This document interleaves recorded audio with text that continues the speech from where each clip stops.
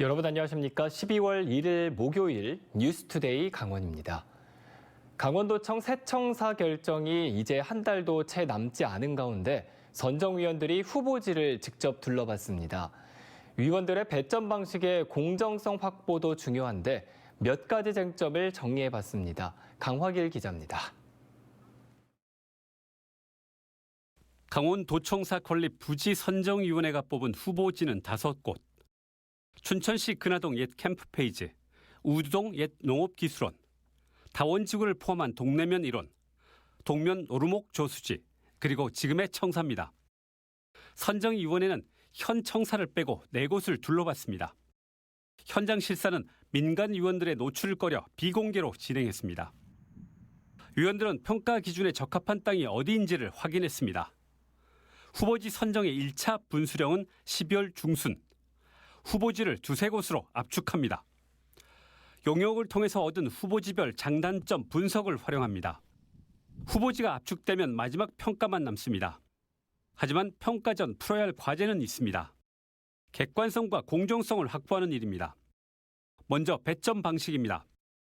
지난 2005년 강원 혁신도시 선정 과정.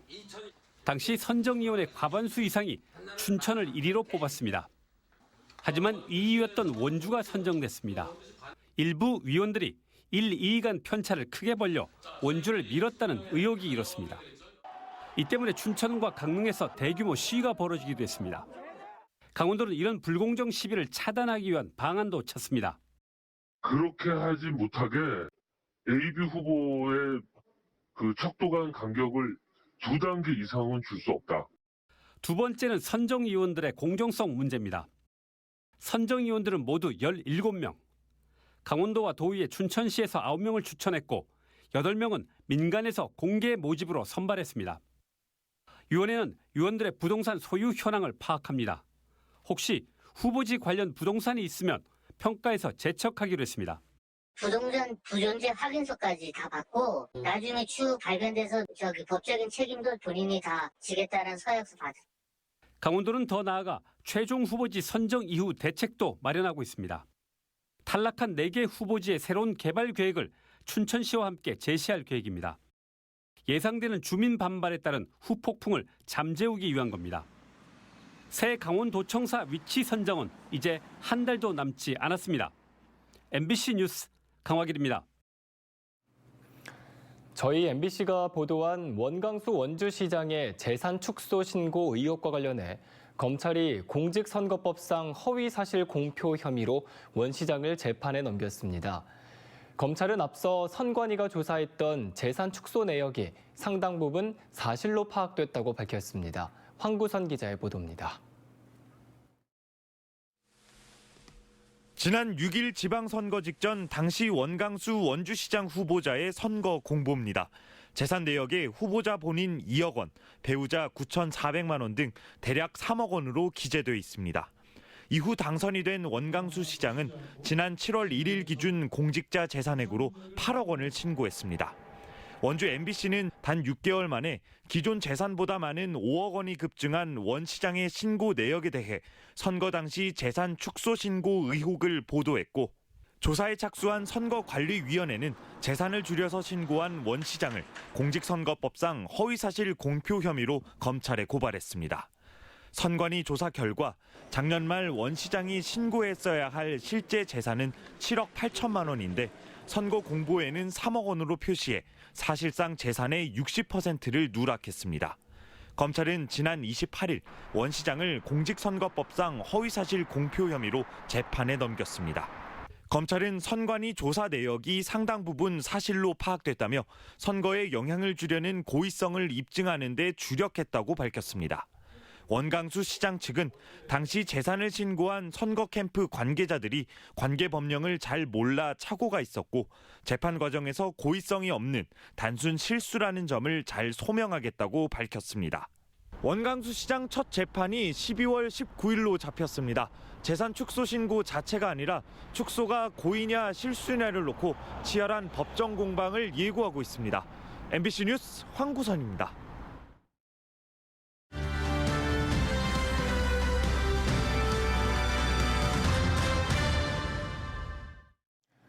보도 이후의 상황을 다시 취재해서 알려드리는 세로 고침 시간입니다. 선거를 치른 정치인들이 선거법 위반으로 당선 무효형을 받으면 국가에서 보전받은 선거 비용을 다시 반환해야만 합니다. 국민들의 세금이기 때문인데요. 그런데 이 돈을 반환하지 않고 올해 6.1 지방선거에 나선 정치인들이 있다고 보도해드린 바 있습니다. 강원도에는 현직 도의원 1명이 포함이 돼 있는데 보도 이후 강제 징수 절차가 진행되고 있습니다. 허주희 기자가 취재했습니다.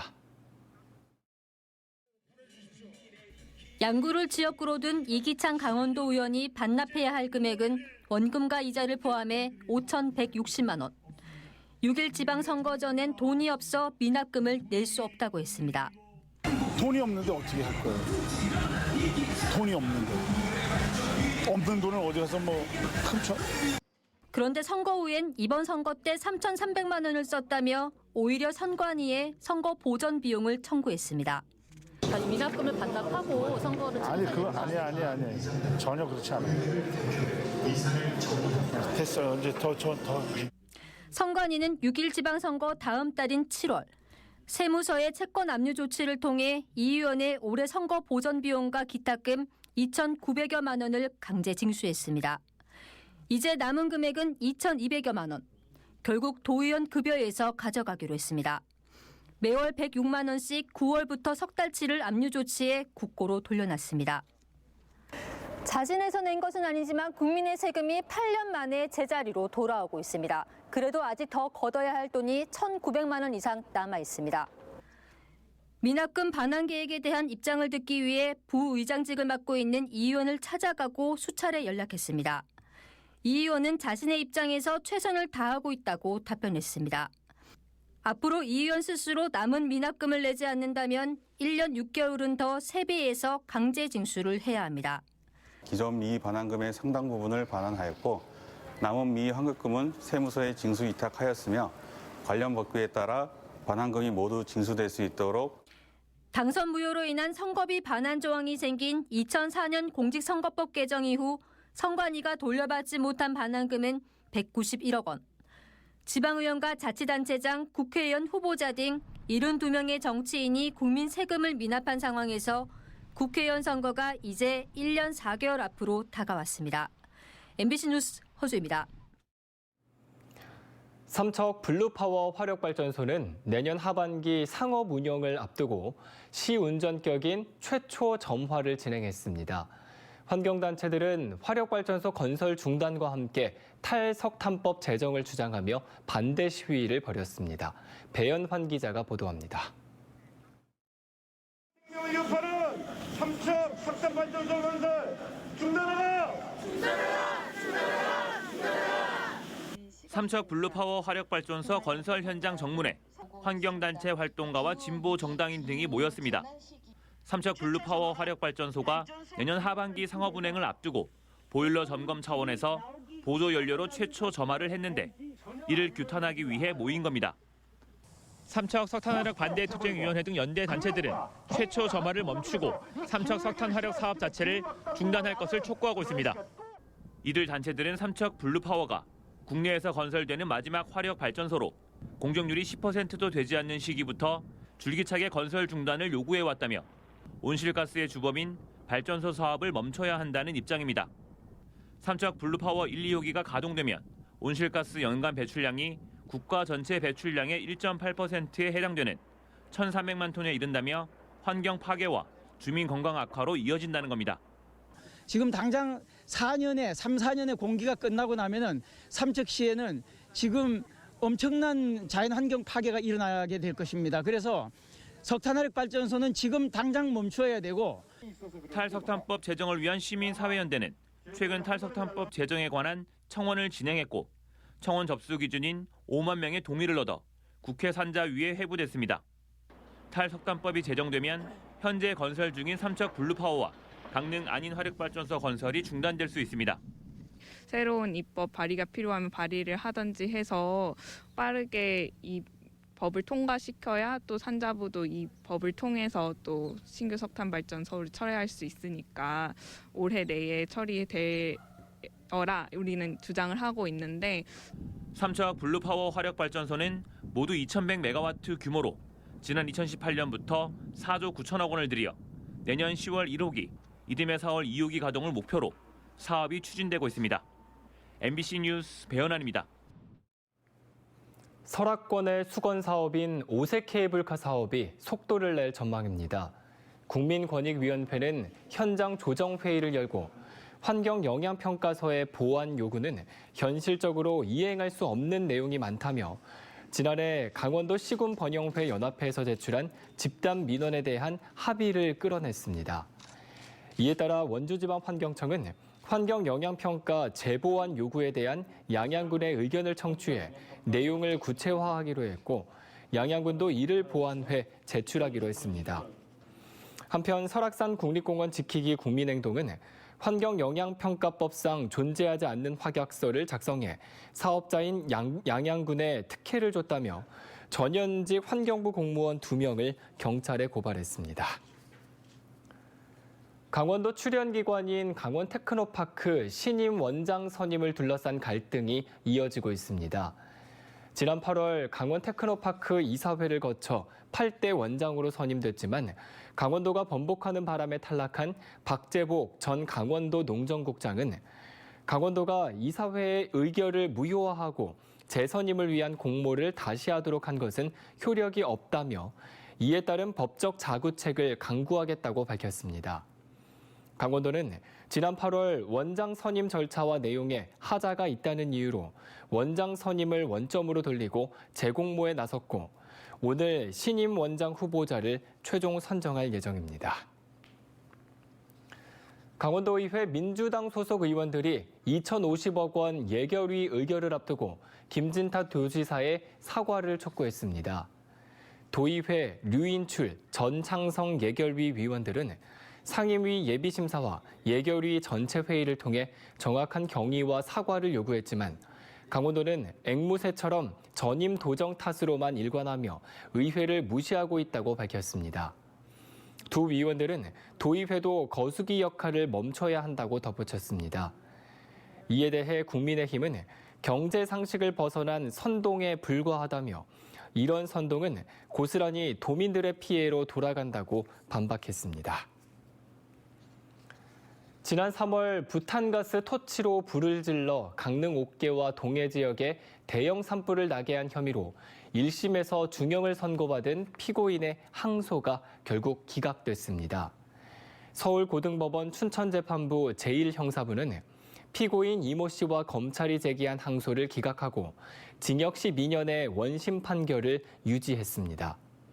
재판부는 피고인이 범행을 후회하고 있지만 원심의 형이 재량의 합리적인 범위를 벗어난 것으로 보기 어렵다며 양형 이유를 밝혔습니다. 강릉 옥계 주민인 피고인 이 씨는 지난 3월 부탄가스 토치를 이용해 남의 집에 불을 내 대형 산불로 번지면서 강릉 옥계와 동해 일대 4,190헥타르의 산림과 80여 채의 주택이 불에 탔습니다.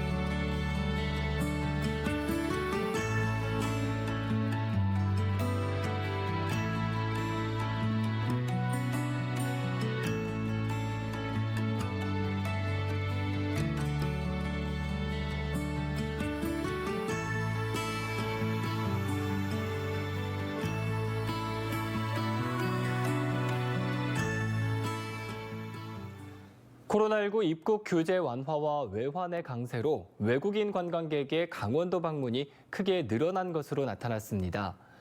강원도 관광재단이 로밍 데이터와 출입국 통계를 이용해 분석한 결과 지난 10월 강원도 방문 외국인 방문객은 32,241명으로 지난해 같은 달보다 116%, 올해 9월보다는 60% 증가했습니다. 도관광재단은 10월부터 시행된 입국 후 PCR 검사 폐지, 무비자 한시 허용, 달러 강세 현상이 긍정적인 영향을 미친 것으로 분석했습니다. 금리 인상과 집값 하락 우려 등으로 주택 거래량이 감소하는 가운데 미분양 주택도 크게 늘어났습니다. 국토교통부에 따르면 10월 말 강원도 내 미분양 주택은 2,287호로 전달 1,262호에 비해 81.2%가 늘었습니다. 반면 일명 악성 미분양으로 불리는 준공후 미분양은 638호로 전달보다 2.1%가 줄었습니다. 10월 주택 매매량은 1,499호로 지난해 10월 3,701호에 비해 59.5%가 줄었습니다. 올해 춘천 지역에서 생활 쓰레기 무단 투기로 적발된 건수가 1,500건을 넘었습니다. 춘천시에 따르면 올해 쓰레기 불법 투기 적발 건수는 1,584건, 과태료는 1억 745만 원에 이릅니다. 춘천시는 오는 12월 12일부터 22일까지 단속반을 가동해 종량제 봉투 미사용, 대형 폐기물 스티커 밑부착, 쓰레기 혼합 배출, 생활 폐기물 소각 행위를 집중 단속해 최고 100만 원의 과태료를 부과할 방침입니다. 원주와 횡성 지역의 10인 미만 영세 사업장의 80%가 서면 근로계약 체결 등 기초노동 질서를 지키지 않는 것으로 나타났습니다. 고용노동부 원주지청은 올해 원주와 횡성 지역 영세 사업장 77곳을 점검한 결과 80%인 62곳에서 113건의 위반 사항을 적발해 시정명령을 내렸다고 밝혔습니다. 서면 근로계약서를 작성하지 않거나 근로조건을 명시하지 않는 경우가 66건으로 가장 많았고 임금 명세서 미지급 40건, 임금 체불 7건 등이었습니다. 이상으로 뉴스투데이 강원을 마칩니다. 고맙습니다.